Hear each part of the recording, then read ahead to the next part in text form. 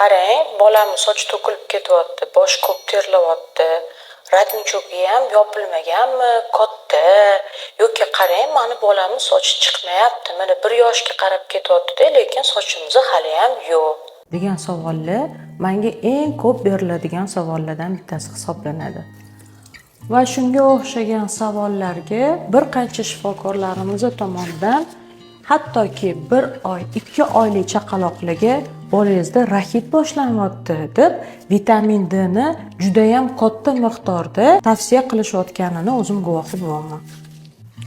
Umuman olganda, yangi tug'ilgan chaqaloq sochlari bular mayin, to'kilishga moyil, nozik sochlar hisoblanadi. Bola 6-7 oygacha uzoq asosan yotoq rejimida bo'lganligi uchun bosh ishqalanganda sochlar to'kiladi va ularning o'rnini doimiy sochlar egallaydi. Bola 6-7 oylik bo'lganda, ya'ni o'tira boshlaganda boshni ishqalanish soni kamaygani hisobiga sochlar to'kilishdan to'xtaydi hamda o'zini doimiy sochlari o'sa boshlaydi va bu tabiiy holat. Ya'ni buni hech qanaqa raxitga aloqasi yo'q.